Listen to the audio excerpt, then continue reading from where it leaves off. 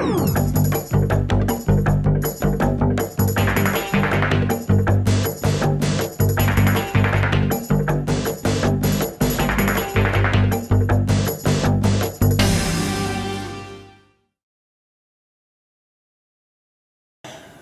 I didn't want to take up too much of your time with the slides and the scenarios. What I kind of wanted to do was, if you guys were up for it, throw out some of the scenarios that now that we've kind of done some inspiration, did you guys want to just shout out a couple scenarios? Let's see if we can brainstorm together to see what you can do with your data. Fire away. Who's brave? No bravery? Come on, you can do it. Yes, kind sir. The one that's smiling at me but not raising his hand yet. No, I was just noting what you were able to do on your plane ride on the way over here with the Cover California website. I'm actually from Cover California. I used to be one of those people who was on the other end of the conversation answering those types of questions. So I thought it was pretty innovative to see those algorithms in play the way that you did. That's right. Curiosity though, do you have that available in different languages, or can you make that available in different languages? I think I saw a handful of different languages already built into it. Oh, okay. Yeah. There's the one that I showed you was a very primitive one, right? That was more like a question-answer pairing. We have ones that are built on more on top of that that learn as they go, like what people are asking, and then shape the answer based off of that. So, and then, yeah, of course, the multiple languages. So, yeah, there's like the whole bot conversation is amazing, especially if you can help it instrument a whole bunch of other things besides what the question and answer that I just showed you today. But I just wanted to open up the scenario to y'all. Anyone running any bots today? Okay. LA, my counterpart down in Southern California did this for the, I think it was LAPD, like their frequently asked questions. And he's actually the one that told me all about it. And it is amazing how they just started with, like I said, the primitive side, and they're expanding it completely because they're seeing so much efficiencies to just putting a machine in front of it and doing the things that I was talking about. So keep an eye out. They called it Chip, which I think CHP already has the market on that name, but the bot's name is Chip and all that. But how do you create the language underneath? So the language is either C# or Python. No, not Python. Node.js, I think is what it is. So basically, we give you a console, to build that in the Microsoft world. I don't know how IBM or the other guys do it, but essentially what you do is take in a knowledge base or attach it to your data set, and it brings it all in, and then you add the front layer of question-answer pairing to it. And then you embed that code into either a web app or a chat bot and the framework behind it, and then add channels to it, like SMS for text messaging or Facebook Messenger from a different channel, and multiple ways to get into the bot service. Yes, I think your question, for some public service programs, I think bots would be helpful. For example, in California, we have a universal lifetime service. For low-income people, supplement provide them help with their basic telephone service. With the subsidy for low-income residents. So I think, having that, right now you have to go to the website and click through the FAQ, and how do I apply? And typically, people that apply for these programs like to be highly educated folks because of their low income status. So I think having something like this in multiple languages can help some of the public service programs or administrators, at least for the agency guidelines. Exactly. If you want it on the way out, send me the URL. I can build a little proof of concept so that you can play with it. And yeah, you're off and running. But exactly it. If you can have someone who knows, most everyone knows how to text, no matter what the education level or otherwise, right?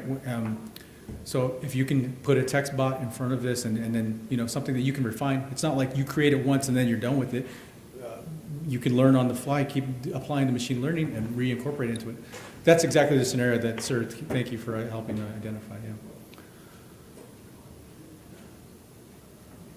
Yeah. Yes, sir.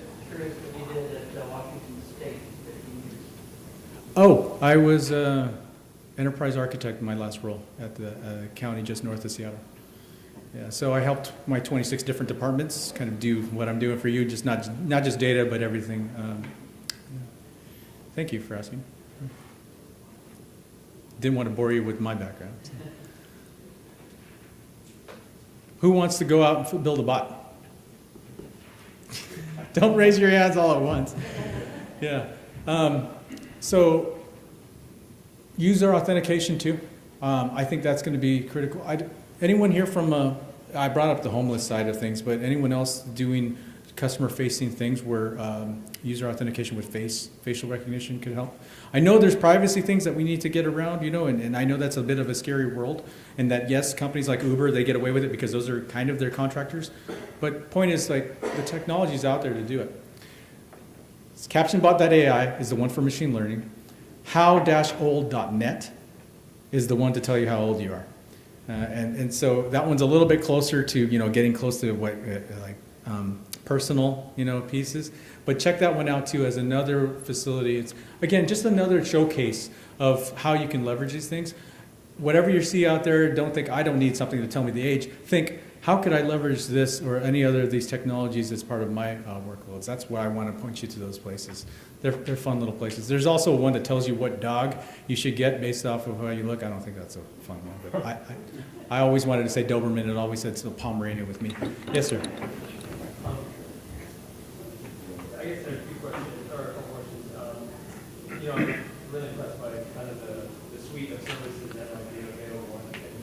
I work with human services part, I work with Ken, and one of the challenges is sort of the, I think about our customers and their interaction either over the phone and in the lobby, and we're working on trying to sort of weave those together, right? Because right now there's sort of disparate data out there. But then I think even at a higher level, from the county exec level, how do you connect that person who came into to get some food stamps is also the same person who's complaining about garbage collection and stuff like that. How do you think about all these services and how they connect? You know what I mean? Because it's like, you can see building a bot, but there's all these other customer touch points and we're just trying to think about what architecture or what approach you use to weaving some of those customer experiences. Great question. And again, I'll refer back to some of the earlier sessions because they should have covered some of that, but as we had agreed to. Basically, it's ingesting it from all those different sources, storing it on something, whether it be on cloud or on premises, but keeping it on hand. Whether you know what you're going to be pulling out of it or not, right? Some sort of a data lake. And then, coming up with the schemas on the fly for whatever that might be. For, like you said, those touch points that you're talking about. And then as long as they're all in one place, structured or unstructured or otherwise, then those relationships you can start to explore and then define them on the fly. That's what the kids really have easy these days because you used to have to buy and you can still do this. Don't get me wrong for anyone that's representing the on-prem side. But it would take a lot of expenditure to do that. What I'm talking about with the cloud stuff that we do, it's basically, I'm on camera, so I'm not going to drop dollars, but if I said single digit per hour, right, that I could pause, stop, and then start back up again, that makes it a lot easier than saying, hey, boss, I want to buy a $500,000 box that I want to play on and have a science experiment, and then I might not need it in the future. You know what I mean? So that's where it becomes a little easier. And the ingestion piece and everything else, we've been able to do that for a while. It just makes it easier with the cloud.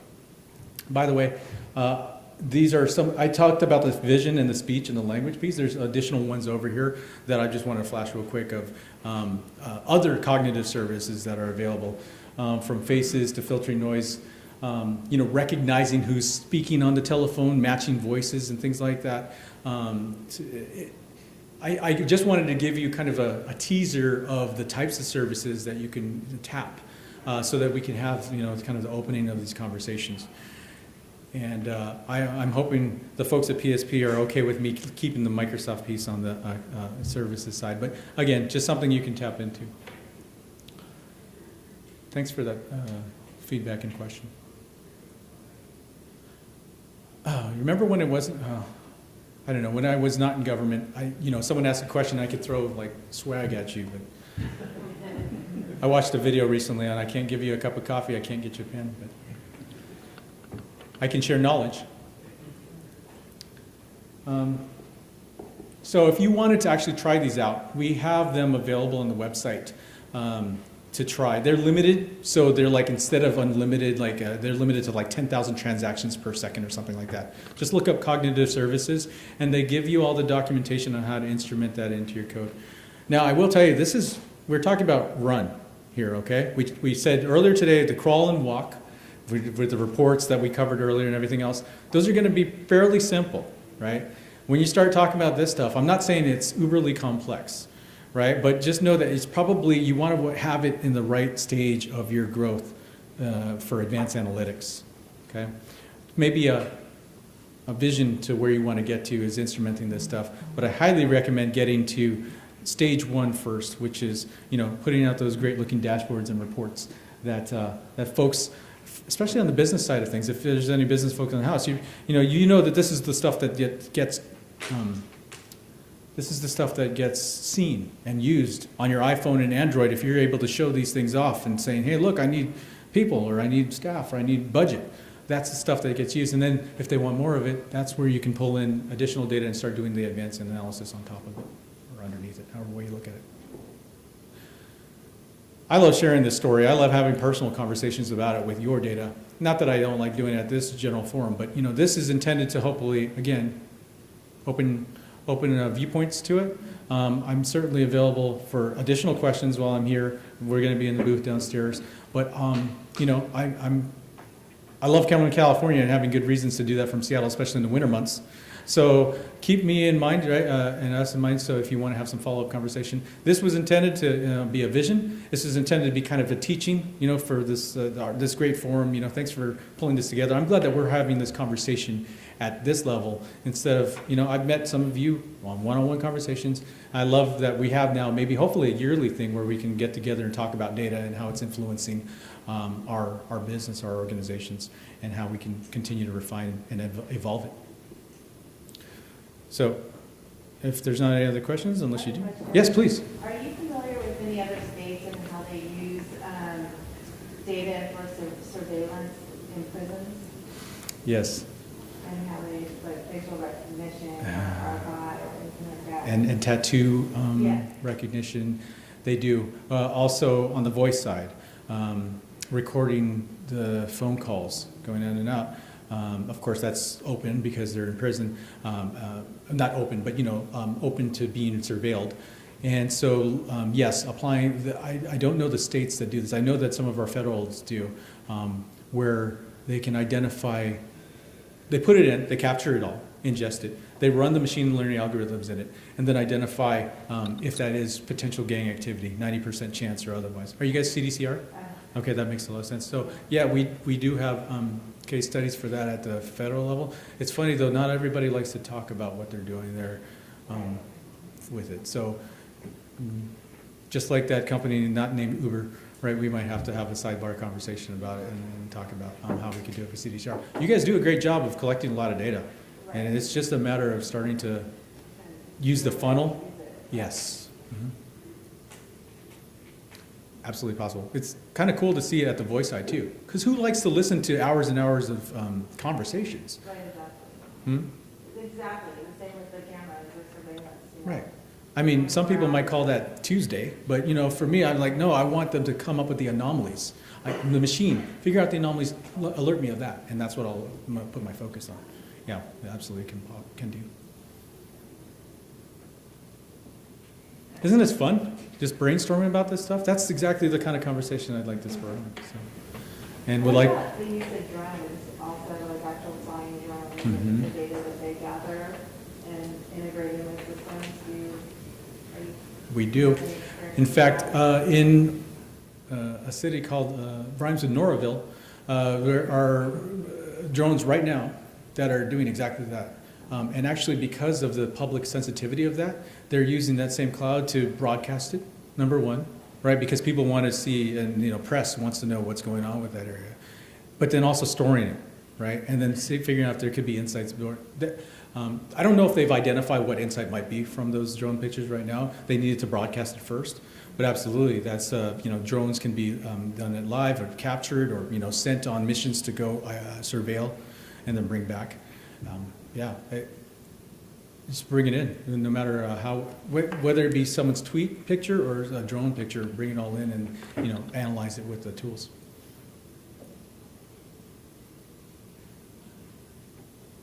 The retail world is doing some crazy things with this. And it's kind of scary to know, you might step into a Starbucks and you look at something, or a Nordstrom's, and you see something in a rack and you're smiling.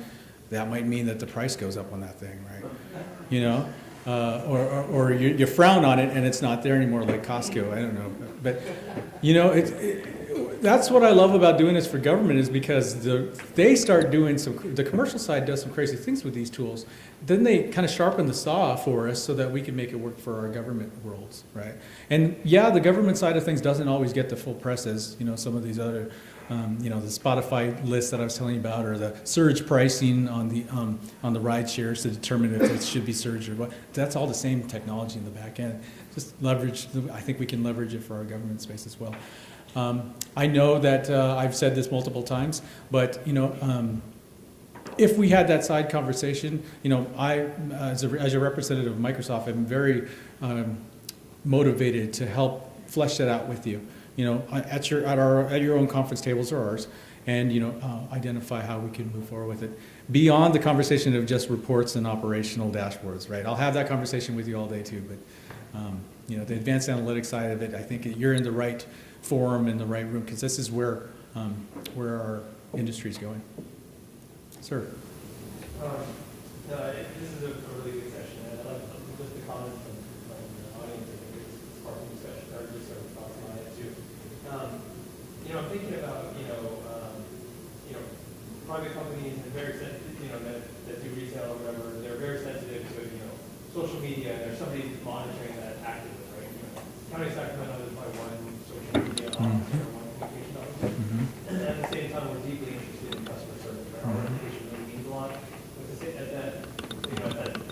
that said, our reputation precedes us. Like there's decades of, I guess, poor folks feeling like, we're treated a certain way by these organizations. So I'm trying to think about, again, the touch points, thinking about, what system or what,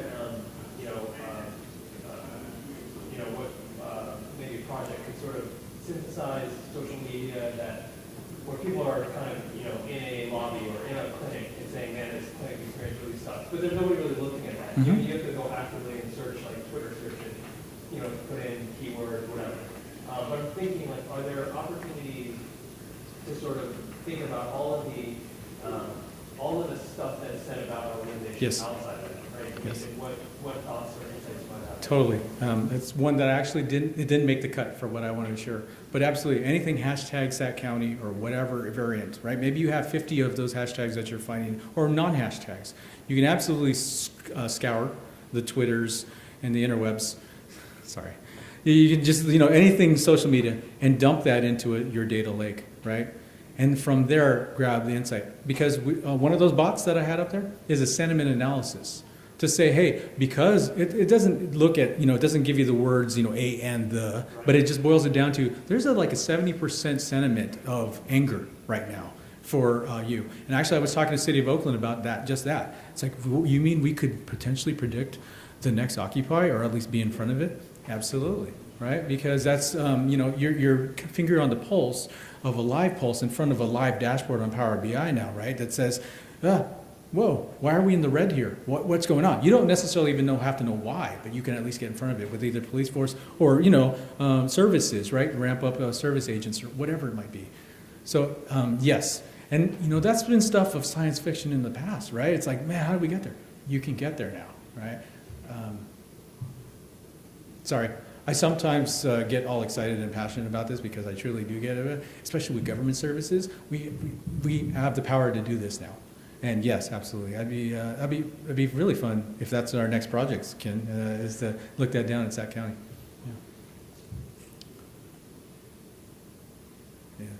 Not that Do you partner with San Francisco? Because I know San Francisco, their CIO is very passionate about these kinds of things. Are you involved in any of their efforts? Yes, very much so. Right now, they are in the.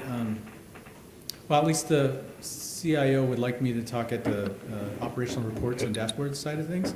And the CTO is looking for me to expand on the advanced analysis, analytics side.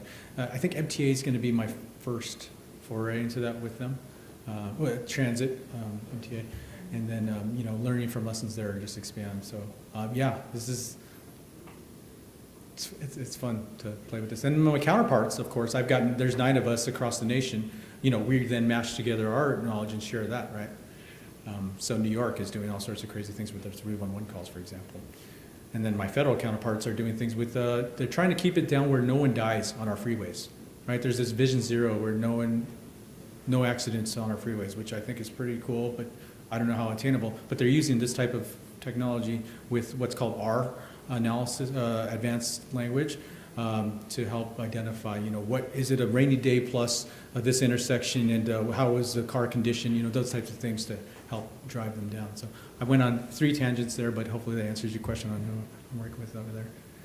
In fact, I'm meeting with them tomorrow at their probation office in Mountain View to reoffenders, AB 175 folk. Yeah. I forget what the assembly bill number is, but yeah.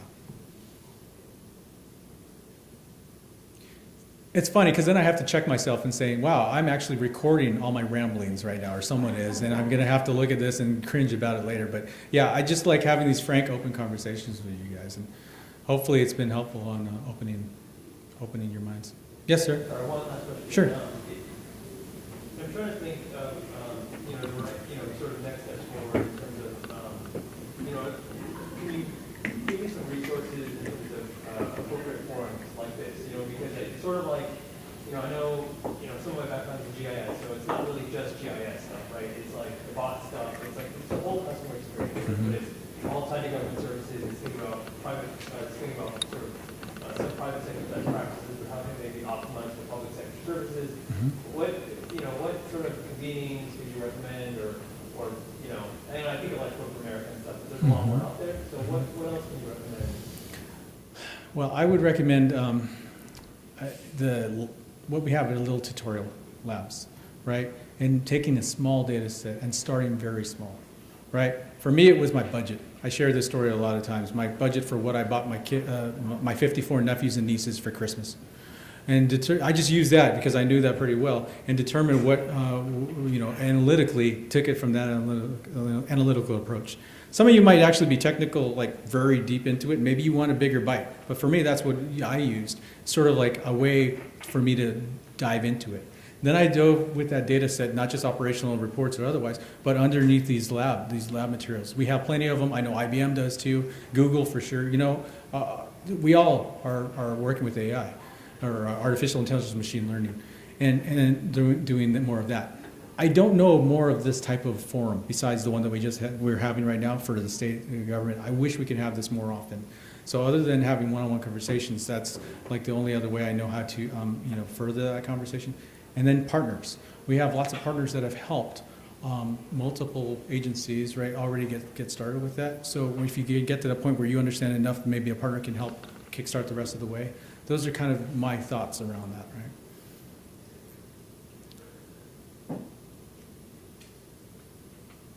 Just like the machine learning and it being online and being, you know, available for the tools, so is the training and everything else. It just takes you to get past that first hurdle of, you know, that first step of understanding. Then it gets fun. At least my wife thinks that's weird when I say it gets fun working with data, but it does, right?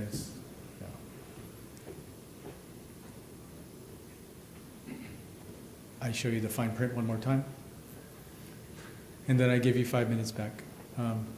Guys, thank you. It's been a pleasure. So, thanks.